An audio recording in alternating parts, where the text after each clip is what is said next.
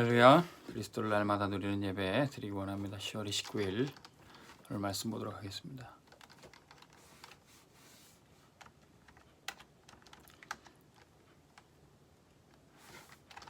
오늘 말씀 제목은 아무도 할 수 없는 일.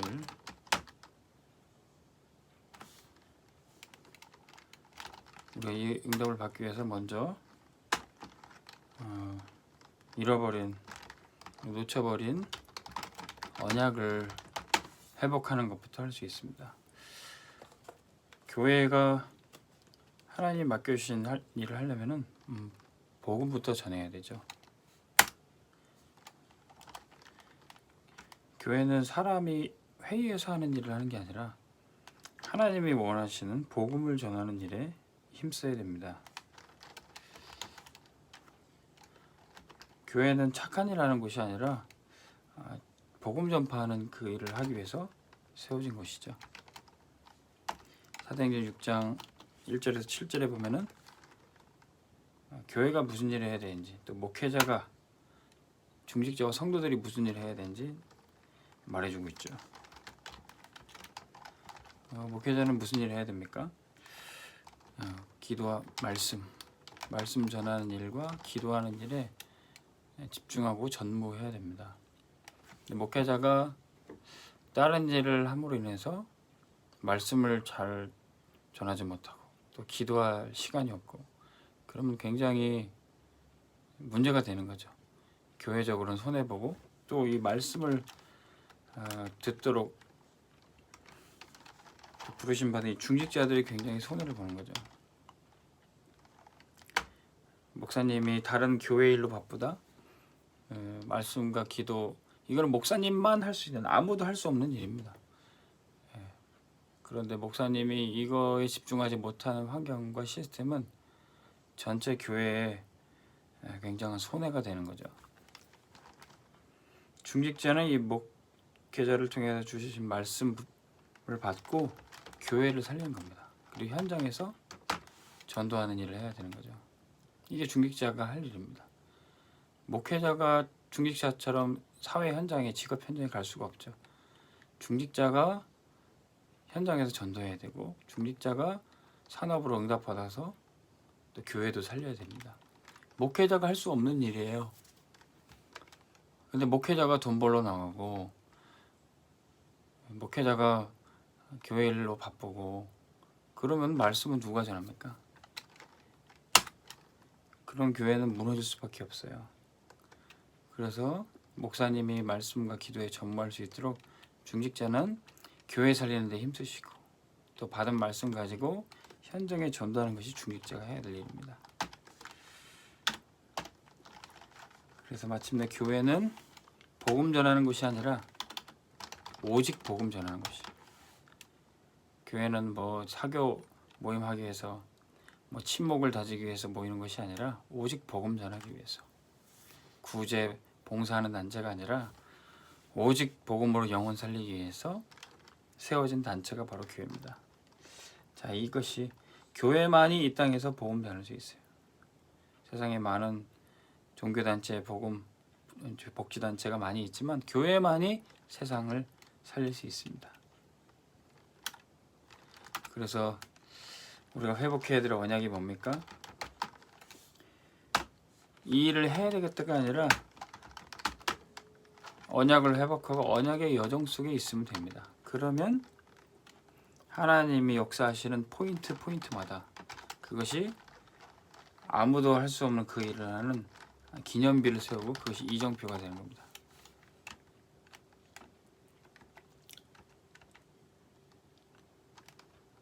성경에 응답받았던 언약의 여정의 시대가 있어요.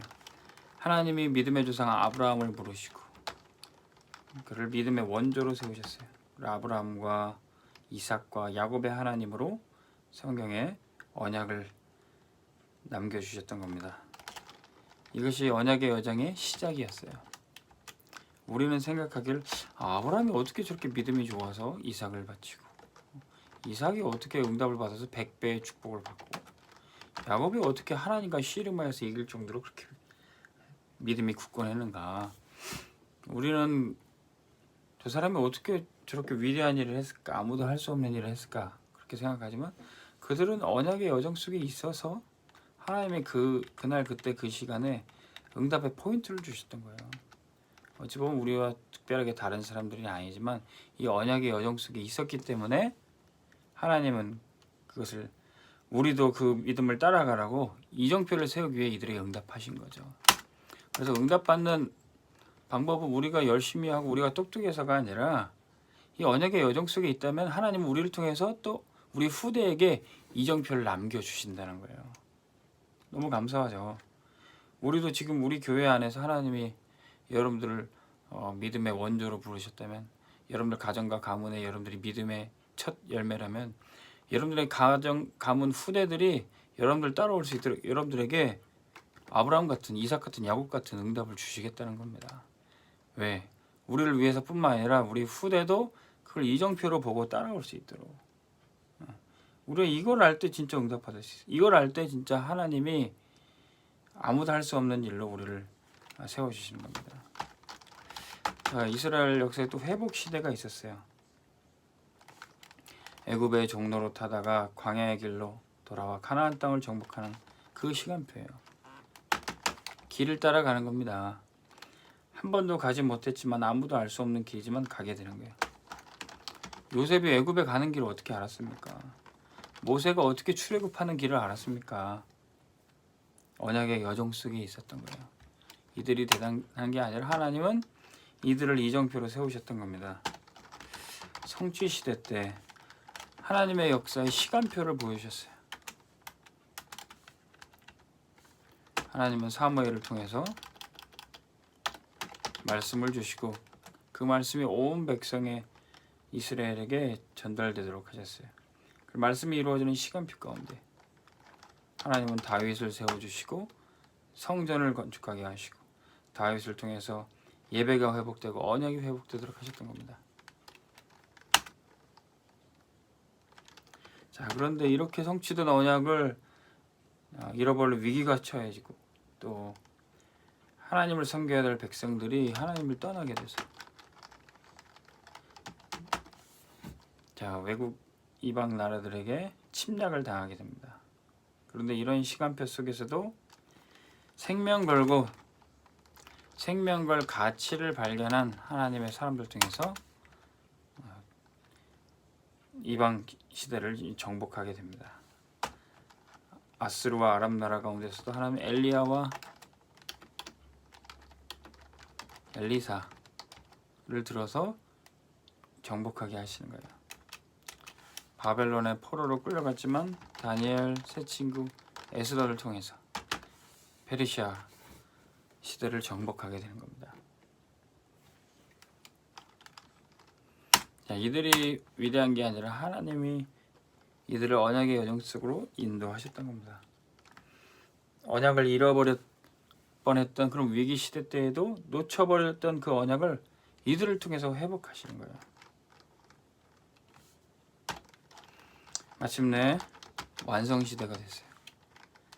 예수님이 십자가의 죽으심으로 모든 언약을 완성하시고 부활 승리하셔서 사단의 권세를 꺾어 이기시고 완전히 승리하셨어요. 그리스도와 초대교회는 여기에 증인이 되고 하나님이 언약의 여정을 완성하시는 겁니다. 자, 우리도 이 여정의 포인트 이정표를 보고 우리도 가게 되는 거죠. 하나님께서 우리 검단 세계를 통하여서 아무도 할 수 없는 일을 하시게 되는 겁니다. 자, 그런데 우리가 그 일을 어떻게 시작합니까? 우리가 어떤 일을 하기 위해서 회의도 하고 조직도 짜고 또 역할 분담도 하고 그것도 좋지만 정말로 해야 될 게 하나님의 일은 말씀의 역사를 봐야 돼요. 반드시 하나님의 역사하실 때는 말씀을 먼저 주시는데 그 말씀이 뭔가 그걸 확인하고 그것부터 붙잡아야 되는 거죠. 그래서 우리 교회는 원단 말씀으로 성전 봉헌에 대해서 메시지를 주셨고 지금 계속 본부 흐름에도 성전에 대한 메시지를 계속 주시잖아요. 이 말씀이 먼저 역사하고 계시는 겁니다. 우리가 어떤 일을 하자가 아니라 말씀이 우리를 어떻게 이끌어 가시느냐 그걸 봐야 되는 거죠. 그때 우리에게 할 일이 아니라 이것은 우리의 생명을 미션으로 잡혀지게 되는 겁니다.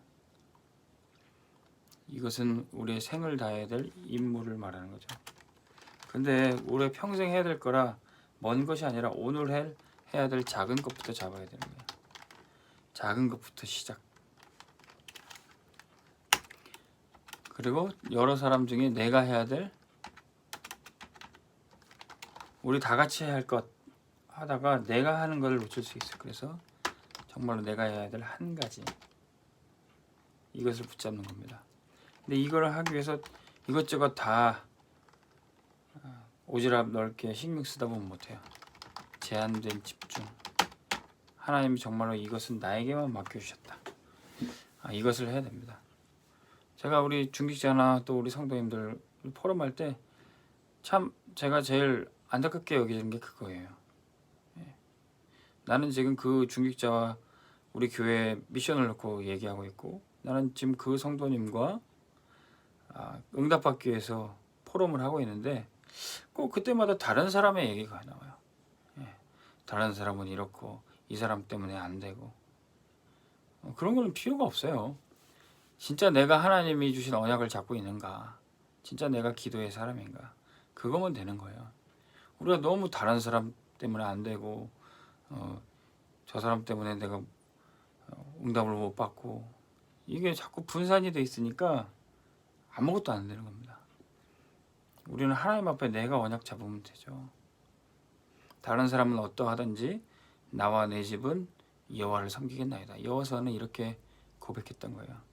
어쩌면 세상 사람들이 다 하나님을 떠나도 나는 주를 섬기겠습니다, 이런 결론이 나야 되는 겁니다. 하나님은 그 믿음을 준비하라고 이번 주 우리 강단 말씀을 주셨던 거예요. 그때부터 우리가 응답받는 게 기도가 되어져요. 많은 기도와 포럼이 넘쳐나게 됩니다. 응답을 못 받으면 기도도 안 되고 포럼도 안 되잖아요. 근데 초대교회 성도들은 어떻게 기도하고 어떻게 포럼했습니까? 사도행전 1장 3절 감람산에서 하나님의 나라에 대한 모든 말씀을 주시니까 그때부터 사도행전 1장 14절 마가다락방에서 기도가 되어져요. 말씀의 역사를 보면은 기도가 되어지고 마침내 응답의 시간표는 오는 겁니다. 오순절 날이 이미 이름에, 이때 아무도 할 수 없는 일, 지구상 최초로 성령님의 큰 권능이 나타나고 전도 운동이 일어나게 됩니다. 하나님은 초대교회에 아무도 할 수 없었던 이 일을 하게 하셨고, 오늘도 말씀의 역사를 집중하고 나의 미션을 붙잡는 우리 검단 세계력에, 또 각 현장의 많은 우리 전도자들에게 이 응답을 주실 줄 믿습니다.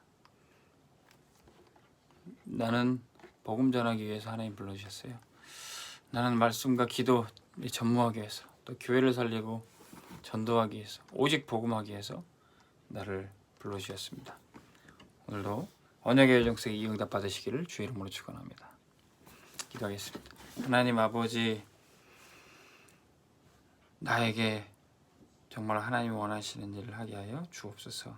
그 일을 하기 위해 사람의 준비가 아니라 하나님이 주신 말씀을 확인하고 그 말씀의 역사를 지켜보게 하여 주옵소서. 내게 주신 미션 작은 것부터 한 가지 제한된 집중으로 응답하게 하여 주옵소서. 넘치는 기도와 넘치는 포럼으로 하나님이 우리 교회와 우리 현장을 붙잡아 주실 줄로 믿습니다. 오늘 하루도 최고의 응답받는 하루 되게 하여 주옵소서. 예수 그리스도의 이름으로 기도합니다. 아멘. 오늘 하루도 승리하시기 바랍니다.